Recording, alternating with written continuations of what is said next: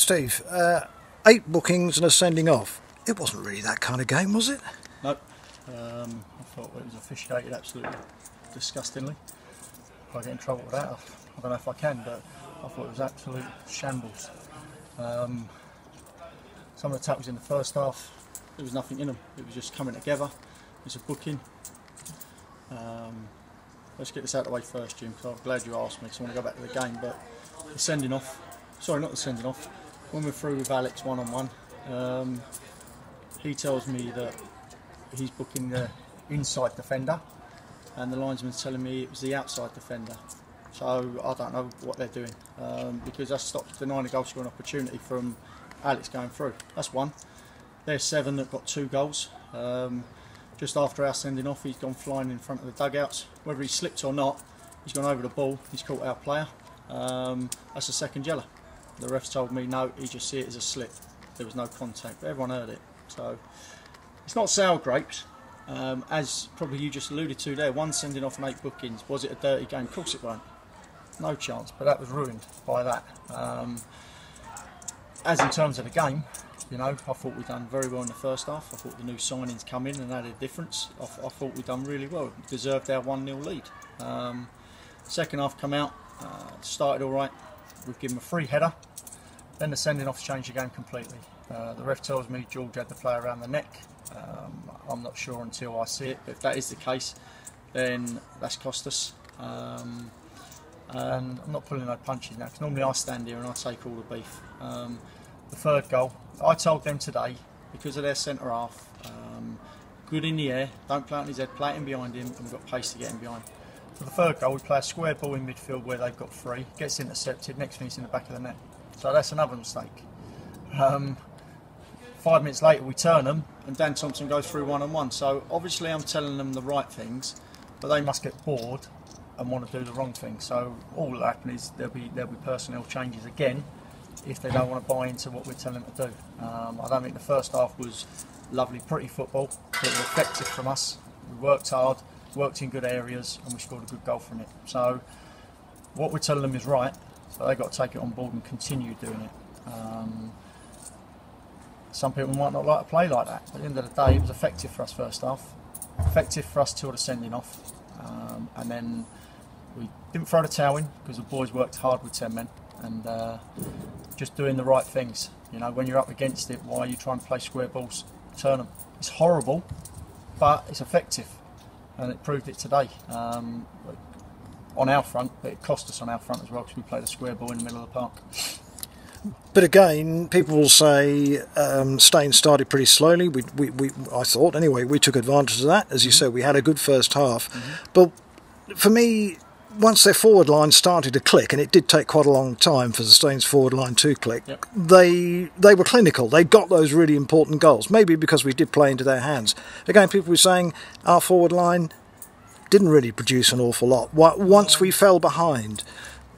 No, I wouldn't say that, Jim. You're up against 10 men. You're playing against 11 men, and they're using the width. You know, I've got 1 up front, then I change it to 2 up front. We still had a chance near the end, and that's all we was hanging on to. When you play with 10 men, sometimes you've got to dig in, and everyone worked their socks off. So if anyone wants to say that, they can come and see me. But them players out on that pitch, them 10, and the subs that come on, work their absolute socks off. And when you play against a forward line like that, they get more space. They didn't have no space in the first half, so I'm not saying they started slowly.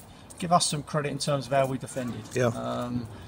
And again, if people don't believe that, come and see me, because I thought the back 4 and Johnny was superb in that first half, defended well, stopped them having attacks. They got him once or twice maybe, and for a front line that scored all them goals, then fair enough. You know, to restrict them 1 or 2 chances, good. Second half, a free header in the box from a set piece. Yeah, that's nothing about good forward play from their point. The second goal, trying to think of the second goal.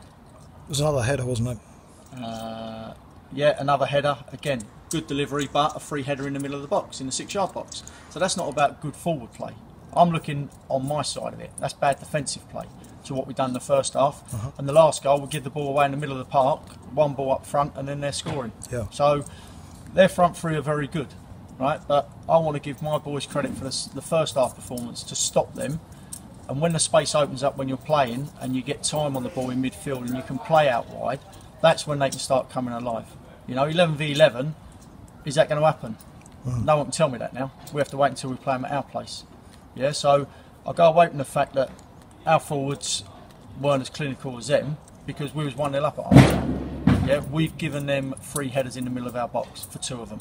We've given the ball away in the middle of the park for the next one. So people can harp on as much as they want, mate, but I was proud of them boys today, the amount of work and effort they put in, and they were let down by a man in the middle. And looking at at your 3 new signings, they certainly did, I thought, very well for their first game. They were thrown straight in. Normally, quite often, managers will, even your good self, will, ease players in gently, perhaps put them on the bench or a couple on the bench. But they went straight in and thought they carried out their duties very well. They had to go straight in because 1, we're a little bit light on numbers, but 2, no one's warranted a place over the last couple of weeks. So something had to happen, and then boys went in. I thought Ryan was absolutely fantastic in the middle of the park. Done what I asked him to do. Probably used to playing on the 3G at Eastbourne, a bit more football. But I told him to get it wide and get it in behind him, and he done that to a T, and I thought he was brilliant. Tom Jelly got booked and had to watch his step for an absolute ridiculous challenge in terms of he won the ball. Yeah. But he was quick to get his whistle out, quick to get his book out. Now he's walking a tightrope, And I thought that young Bradley, he's learning the game still, but I thought he was very exciting in the first half. Again, run out of a bit of legs towards the end. That's why we had to change it. And we had 3 boys that come off the bench and equally adapt themselves well. So it had to be done, and even more changes will happen if need be. But like I say, I've got to give them credit. It was our stupidity that's basically cost us today. Disappointing outcome, but some encouraging signs in there, Steve, going forward. Very much so, Jim. We've and people might get people saying, we was 4-4-2 today and it looked a lot better. Might look better, but when we played Leaston, when we played Dorking, we played with a diamond and we were superb. So we've got the ability to do it, and I just thought today against them, how we'd get at them was exactly how we set up first half. When you go down to 10 men, it changes your game plan. They've got players that can move the ball, so I'm not giving them any discredit. They've got players that can move the ball and can hurt you.